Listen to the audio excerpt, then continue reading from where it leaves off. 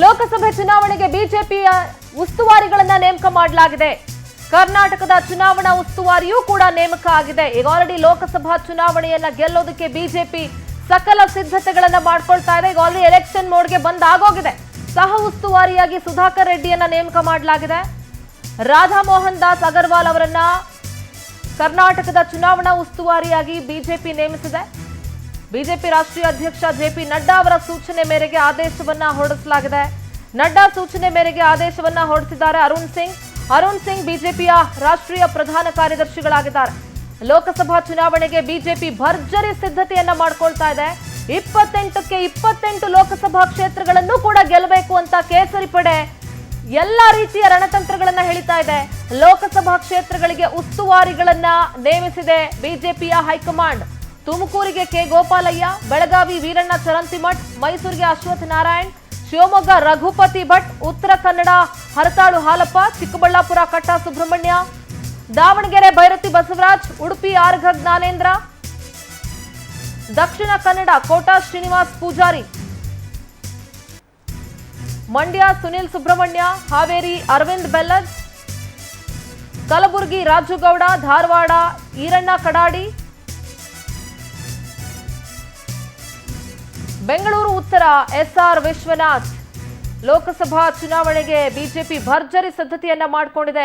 ಉಸ್ತುವಾರಿಗಳನ್ನ ನೇಮಕ ಮಾಡಿರುವಂತಹ ಪ್ರತಿಯನ್ನ ತಾವೀಗ ಗಮನಿಸ್ತಾ ಇದ್ದೀವಿ. ಲೋಕಸಭಾ ಕ್ಷೇತ್ರಗಳಿಗೆ ಉಸ್ತುವಾರಿಗಳನ್ನ ಬಿಜೆಪಿಯ ಹೈಕಮಾಂಡ್ ನೇಮಕ ಮಾಡಿದೆ.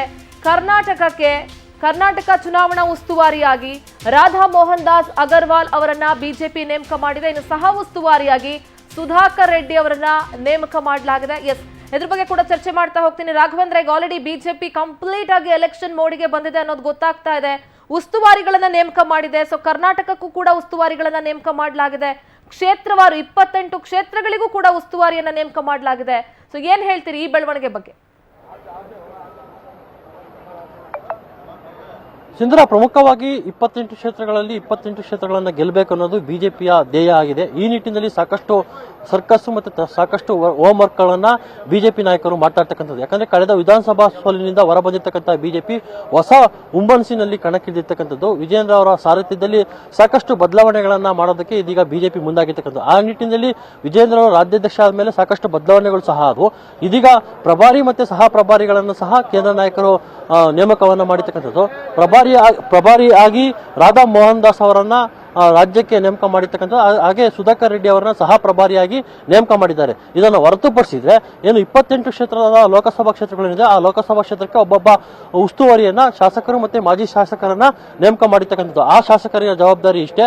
ಆ ಕ್ಷೇತ್ರದಲ್ಲೇ ಇದ್ಕೊಂಡು ಆ ಕ್ಷೇತ್ರದಲ್ಲಿ ಆಗ್ತಕ್ಕಂತಹ ಪ್ರತಿಯೊಂದು ಇಂಚಿಂಚು ಮಾಹಿತಿಯನ್ನ ಹೈಕಮಾಂಡ್ಗೆ ರವಾನೆ ಮಾಡಬೇಕು. ಅಲ್ಲಿ ಗೆಲ್ಲುವಂತಹ ಯಾವ ರೀತಿ ತಂತ್ರಗಾರಿಕೆಯನ್ನು ರೂಪಿಸಬೇಕು ಅನ್ನೋದ್ರ ಬಗ್ಗೆ ಸಹ ನೀವು ತಿಳಿಸಬೇಕು ಅನ್ನೋ ನಿಟ್ಟಿನಲ್ಲಿ ಎಲ್ಲರಿಗೂ ಸಹ ಸೂಚನೆಯನ್ನು ಕೊಡಲಾಗಿದೆ. ಹೀಗಾಗಿ 28 ಕ್ಷೇತ್ರಗಳ ಪೈಕಿ 28 ಕ್ಷೇತ್ರಕ್ಕೂ ಸಹ ಉಸ್ತುವಾರಿಗಳನ್ನ